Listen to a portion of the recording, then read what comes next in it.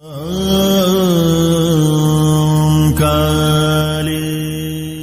काली। सभी हिंदू धर्म प्रेमी भाइयों बहनों को मेरा हृदयपूर्वक ओम काली। साईं बाबा के मामले में बोलने वाला हूँ। पूज्य साईं बाबा शिरडी के। बहुत सारे लोग साईं बाबा को मुसलमान समझते हैं, लेकिन ऐसा नहीं है। साईं बाबा हिंदुओं में ही ब्राह्मण कुल में उत्पन्न हुए थे और जन्म से और कर्म से भी साईं बाबा ब्राह्मण ही थे, क्योंकि सारे वर्ण ब्राह्मण क्षत्रिय वैश्य शूद्र ये कर्म से ही होते हैं, मात्र जन्म से नहीं होते। इसलिए साईं बाबा जन्म से और कर्म से ब्राह्मण ही थे। इसके मेरे पास में ठोस प्रमाण है, मैं दे रहा हूं। मेरे गुरुदेव महामुनि अगस्ती जी ने 5000 साल पहले ताड़ के पत्तों पे सारी दुनिया की भविष्यवाणियां लिख के रखी है। मेरे सदगुरु भगवान महामुनि अगस्ती जी की उम्र आयु अभी 27 लाख साल है और वो दिखते 24 साल के युवक ही है। पुदिगई मलई तमिलनाडु में उनका निवास है। 48 दिन तपस्या करने पर वो प्रकट होते हैं। उन्होंने जगत के कल्याण के लिए 5000 साल पहले, 5000 से 7500 साल पहले सारी दुनिया के लोगों की भविष्यवाणियां ताड़ के पत्तों पर लिख के रखी है जगत के कल्याण के लिए। और उनके जैसे अनेक महर्षियों ने लिख के रखी हैं सारे जगत के कल्याण के लिए ताड़ पत्तों पर भविष्यवाणियां, जिससे जगत का कल्याण होता रहे। मेरे लिए वह ताड़ के पत्ते जिन्हें नाड़ी ग्रंथ कहा जाता है, वह सबसे बड़ा मार्गदर्शन है।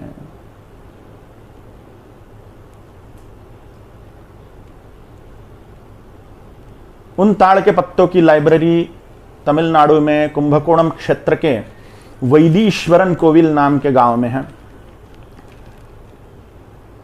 उस वैदीश्वरन कोविल माने वैद्यनाथ मंदिर की वो लाइब्रेरी है। उस लाइब्रेरी के ब्रांच ऑफिस बहुत सारी जगह पे है। उस ब्रांच ऑफिस में जाके पुरुषों ने अपने दाहिने हाथ का और महिलाओं ने अपने बाएं हाथ के अंगूठे का निशान देना चाहिए, अथवा अपनी कुंडली देनी चाहिए, अथवा जन्म तारीख देनी चाहिए। सिर्फ अंगूठे का निशान देने मात्र से वो लोग, वो नाड़ी शास्त्री लोग ताड़ के पत्तों का बंडल लाते हैं और अपनी मदद से उसमें ढूंढते हैं अपना पत्ता। हमें मदद क्या करनी है? हाँ नहीं, हाँ नहीं, हाँ नहीं, इतना ही बोलना है। एक पत्ता ऐसा आता है कि जिसमें हमारा 100% वर्णन आता है, 100% वर्णन आता है। अपना नाम, अपनी माताजी का नाम, अपने पिताजी का नाम, राशि, नक्षत्र, जन्म तारीख, शादी हुई है तो पति का नाम, पत्नी का नाम, और गुरु के प्रति बहुत प्रेम है तो गुरु का नाम भी आ जाता है।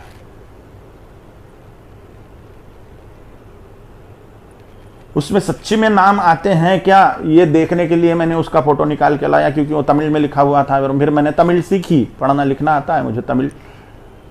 तो उसमें सच्ची में वो फोटो में मेरा नाम था। मेरे सामने तो लिखा ही नहीं उन्होंने। तो मैंने सारी वैज्ञानिक चिकित्सा उस ग्रंथों की है। वो 100% सत्य है।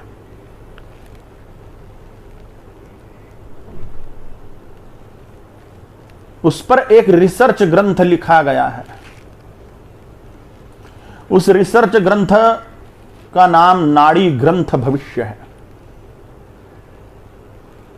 वो इतने चमत्कारिक ग्रंथ हैं ना ताड़ के पत्ते कि उस पर अपने भारतीय वायुसेना के विंग कमांडर शशिकांत ओक जी ने रिसर्च ग्रंथ ही लिख दिया। लिखने वाले सामान्य व्यक्ति नहीं हैं, भारतीय वायुसेना के विंग कमांडर हैं शशिकांत ओक जी। उस ग्रंथ का नाम नाड़ी ग्रंथ भविष्य है। ये वो ग्रंथ है, नाड़ी ग्रंथ भविष्य। विंग कमांडर शशिकांत ओक जी लेखक है। ये हिंदी में और ये इंग्लिश में, ये दोनों ग्रंथ। इसका नाम नाड़ी प्रेडिक्शंस, नाड़ी प्रेडिक्शंस है, अ माइंड ब्लोइंग मिरेकल। ये दोनों ग्रंथ अमेज़ॉन पे, फ्लिपकार्ट पे उपलब्ध हो जाएंगे अथवा रेलवे बुक स्टॉल पे उपलब्ध हो जाएंगे, जहाँ धार्मिक पुस्तकें मिलती हैं वहाँ पर उपलब्ध हो जाएंगे। ये दोनों ग्रंथ रिसर्च ग्रंथ हैं। ये नाड़ी की सत्यता असत्यता पर लिखे गए हैं, उसके अनुभवों पर लिखे गए हैं, और ये ग्रंथों के आधार पर और मेरे स्वयं के अनुभव, मेरे शिष्यों के अनुभव नाड़ी ग्रंथों को परम सत्य प्रमाणित करते हैं। मेरे जीवन की ऐसी ऐसी घटनाएं उसमें लिखी थी जो सिर्फ मुझे पता है, अन्य किसी को भी नहीं, मेरे माता पिता को भी नहीं।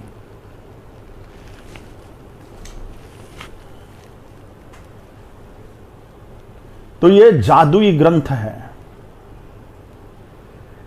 जिसका मूल स्थान वैदीश्वरन कोइल, अनेक ब्रांच ऑफिस उसके हैं। ये जो नाड़ी ग्रंथ भविष्य पुस्तक है, इसमें साईं बाबा के मामले में क्या लिखा है मैं पढ़ के बताता हूं। 20वां खंड 91 नंबर का पत्ता, 91 नंबर का पृष्ठ है।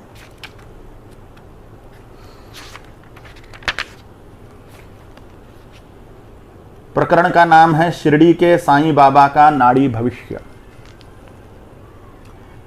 एक्चुअली साईं बाबा के शिरडी वाला अवतार समाप्त होने के बाद में ये पत्ता मिला है, इसलिए इसको भविष्य नहीं बोला जाएगा, इसको बोला जाएगा साईं बाबा क्या रहस्य। महाराष्ट्र में स्थित शिरडी साईं बाबा की पावन भूमि के रूप में, महाराष्ट्र में स्थित शिरडी साईं बाबा की पावन भूमि के रूप में भारत के महत्वपूर्ण तीर्थ स्थानों में से एक मानी जाती है। साईं बाबा पिछली शताब्दी के एक महान संत के रूप में समस्त विश्व के श्रद्धावान भक्तों द्वारा पूजे जाते हैं। ऐसे अलौकिक तथा अद्वितीय व्यक्ति का वर्णन नाड़ी ग्रंथ भविष्यकर्ता महर्षियों ने बड़े गौरव से किया है। उनके विषय, उनके रहस्य कथन का पूरा परिचय भक्तजनों को कराना आवश्यक है। जिन्हें नाड़ी ग्रंथ भविष्य का परिचय नहीं, लोगों के लिए संक्षिप्त में ऐसा कहा जा सकता है कि रामायण, महाभारत, भागवत जैसे हमारे प्राचीन ग्रंथों में वर्णित महर्षियों, महामुनियों ने अपने त्रिकाल ज्ञान क्षमता से इस जगत में जन्म लेने वाले मानवों का जीवन पक्ष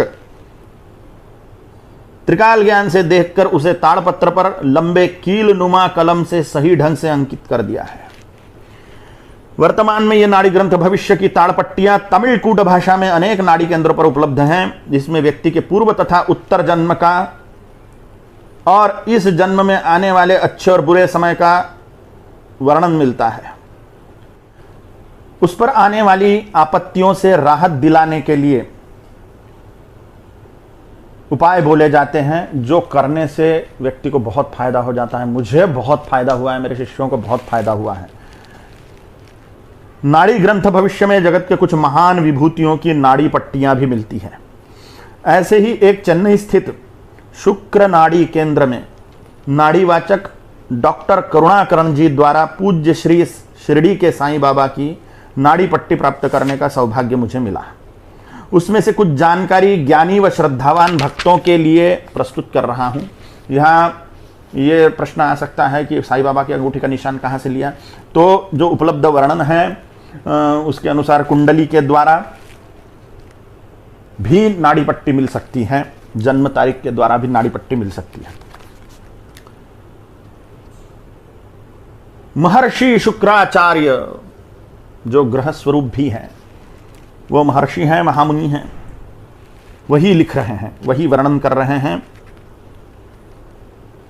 महामुनि शुक्राचार्य भगवान शिव को वंदन कर एक पुण्यवान आत्मा वाले व्यक्तित्व का वर्णन प्रारंभ कर रहे हैं। ये व्यक्तित्व का वर्णन प्रारंभ करते समय उस समय पर उस स्थान पर महर्षि शुक्राचार्य जी के साथ में महामुनि मैत्रेय जी व महर्षि अगस्त्य जी भी उस भविष्य कथन के समय उपस्थित हैं। भगवान शुक्राचार्य कहते हैं, ध्यान से सुनिए, भगवान वो ताड़ के पट्टी पर लिखा हुआ है, ये ताड़ के पत्ते पर लिखा हुआ है। भगवान शुक्राचार्य कहते हैं, शिव के अंश दत्तात्रेय का अवतार, भारद्वाज गोत्र में उत्पन्न धर्मावतारी इस महान विभूति का प्रथम कांड का वर्णन प्रारंभ कर रहे हैं। प्रथम कांड का वर्णन प्रारंभ कर रहे हैं। विलंबी नाम संवत्सर अर्थात सन 1938, भाद्रपद महीना, तमिल में पुरट्टासी मासम, पुरट्टासी मादम, त्रयोदशी तिथि, उर्वाषाढ़ा नक्षत्र, मेष लग्न व मेष राशि में ही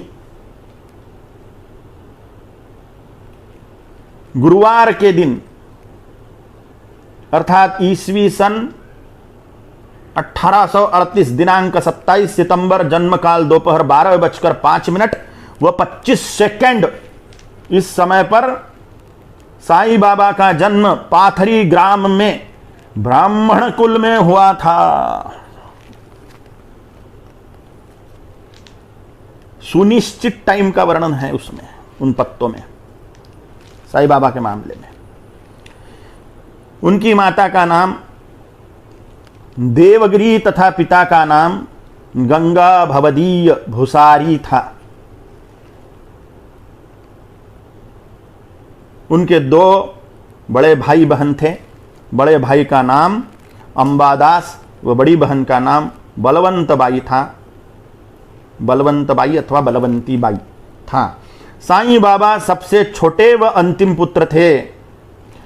अब तक प्रकाशित शिरडी के साईं बाबा के चरित्र में उनके माता पिता और वह किस धर्म में जन्मे थे इसका उल्लेख नहीं है, लेकिन ताड़ के पत्तों पे है। महान विभूतियों का सारा जीवन चरित्र एक किसी ग्रंथ में सिमट जाना असंभव ही है। वो फिर रमण महर्षि जी हो, रामकृष्ण परमहंस जी हो, स्वामी समर्थ जी हो, शेगांव के श्री गजानन महाराज हो, या अन्य कोई भी महान तपस्वी हो, सिद्ध पुरुष हो, धोनी वाले दादाजी हो, या अन्य कोई भी महान पुरुष हो, एक ग्रंथ में उनका सारा जीवन चरित्र सिमट पाना असंभवनीय है। इसलिए अब तक प्रकाशित शिरडी के साईं बाबा के चरित्र में उनके माता पिता, धर्म वगैरह का उल्लेख नहीं है। पूज्य साईं बाबा का जीवन पीड़ित तथा गरीब जनता के दुख निवारण करने तथा उन्हें अधर्म से अलग करने में गया। धर्मों के बीच बढ़ती दुष्टता को दूर करने का काम उनके हाथों हुआ। धर्म के बीच बढ़ती दुष्टता को दूर करने का काम उनके हाथों हुआ, जिसकी वजह से साईं बाबा सब लोगों के लिए महान सिद्ध हुए। साईं जी द्वारा धुनी का महत्व बढ़ाया गया, माने यज्ञ का महत्व बढ़ाया गया। उनके द्वारा किए गए चमत्कारों व अलौकिक जीवन के कारण हम महर्षि उन्हें प्रणाम करते हैं, ऐसा उस ताड़ के पत्ते में लिखा हुआ है। जो अत्यंत भाविक निष्ठा व श्रद्धा से उनके दर्शन करता है, उन्हें वे आज भी उनके दिव्य स्वरूप में दर्शन कराते हैं। आगे महर्षि बताते हैं कि इसी साईं बाबा ने सत्य साईं नाम से अगले अवतार में जन्म लिया। इन दोनों साईयों के अवतारों का समन्वय नाड़ी ग्रंथकर्ता महर्षि गौरव से करते हैं। ऐसा कथन करते समय उपस्थित सभी महर्षियों के सात्विक भाव जागृत हुए हैं, ऐसा भी उन्होंने लिखा है।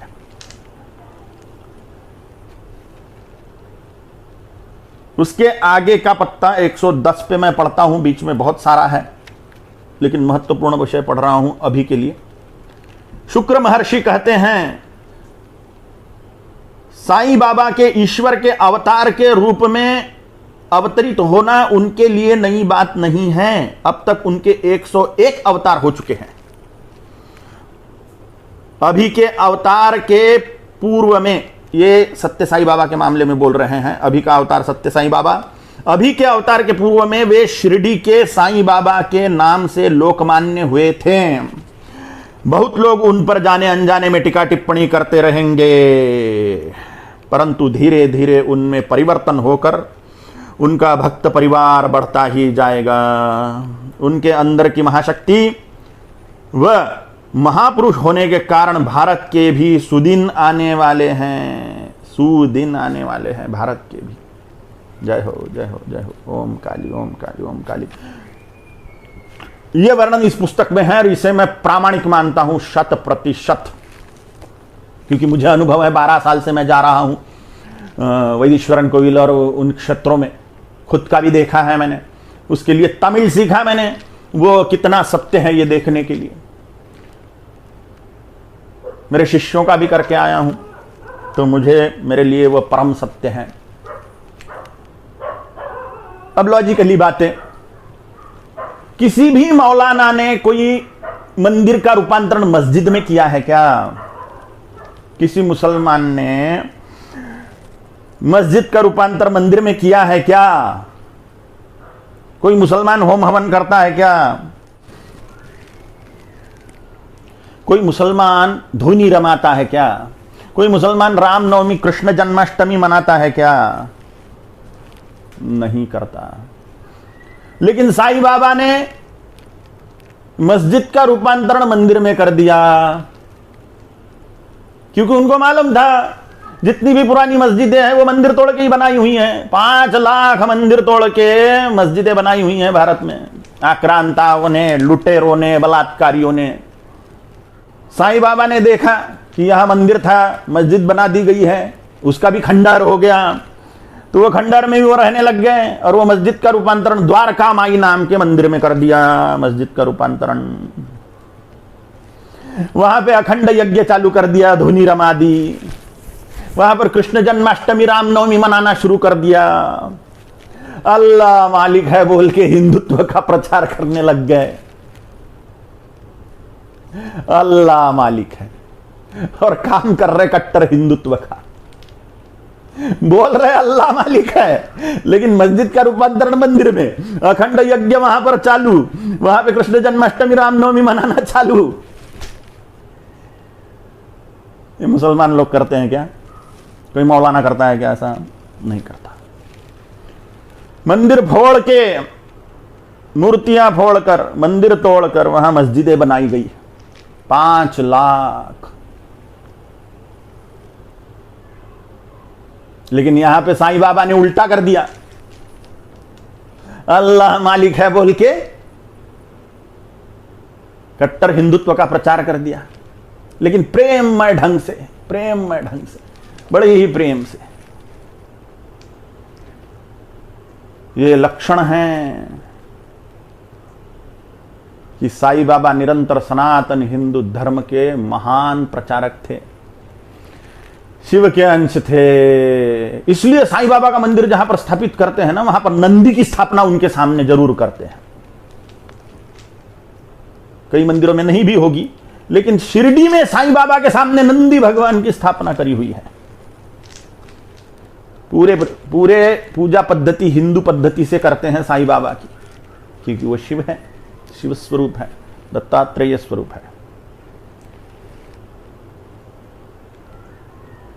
इसलिए साईं बाबा कट्टर सनातनी थे, ऐसा मैं मानता हूं, जानता हूं।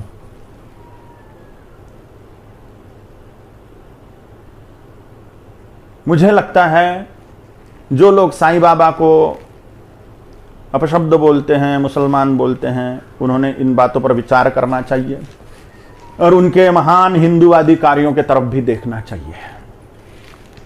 कितने मुसलमान मान रहे साईं बाबा को? कितने मुसलमान मान रहे साईं बाबा को? परसेंटेज क्या है? 1% भी नहीं है। हिंदू ही लोग हैं ज्यादा से ज्यादा।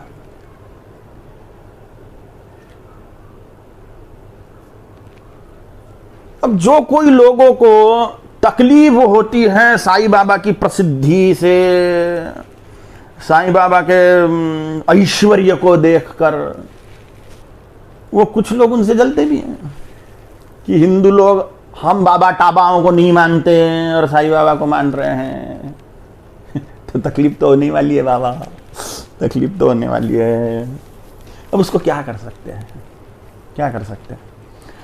लेकिन इन महान तथ्यों को हम देखें, महर्षि लोगों ने जो कहा है उस पर मेरा परिपूर्ण विश्वास है। मैं कालीपुत्र कालीचरण साईं बाबा को शिव का अवतार मानता हूं।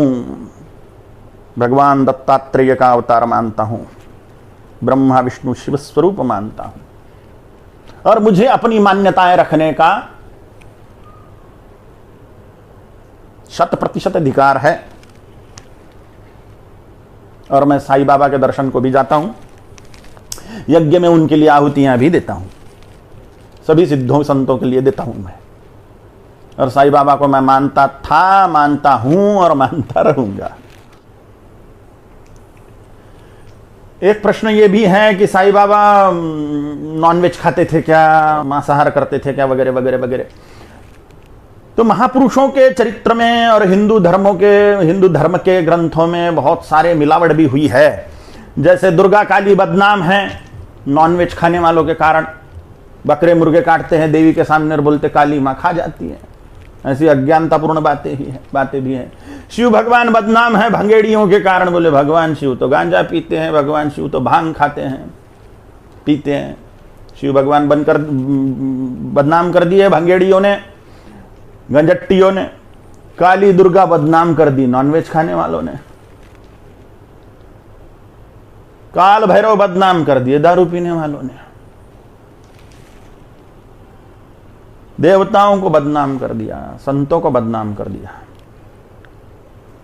तो इस प्रकार से साईं बाबा को भी नॉनवेज खाना वाला सिद्ध करके या उनके चरित्र ग्रंथों में मिलावट भी हुई हो सकती है। जैसे हिंदू शास्त्रों में भी मिलावट है दुर्गा काली के मामले में, शिव भगवान के मामले में। तो वो मिलावटों की तरफ हमें ध्यान नहीं देना चाहिए। इतना बड़ा विशाल दयामय चरित्र है साईं बाबा का, उसके तरफ हमें ध्यान देना चाहिए। इतना बड़ा उज्जवल चरित्र है, इतना बड़ा दयामय चरित्र है, कुछ मिलावटों की तरफ हमें ध्यान नहीं देना चाहिए। हमें निरंतर सकारात्मक ही देखना चाहिए। और इतने बड़े स्पष्ट प्रमाण है कि कट्टर हिंदूवादी थे साईं बाबा, उसकी तरफ हम न देखते हुए इन तुच्छी बातों के तरफ देखेंगे, इन तुच्छ बातों की तरफ देखेंगे, तो मुझे नहीं लगता कि हमारा कल्याण होगा। जिस प्रकार से दुर्गा काली को नॉनवेज खाने वालों ने बलि देके वगैरह बदनाम कर दिया अज्ञानता में, पशु पक्षियों की बलि चढ़ाकर, उसी प्रकार से साईं बाबा को भी बदनाम किया होगा, ऐसा मेरा स्पष्ट मत है। ओम काली।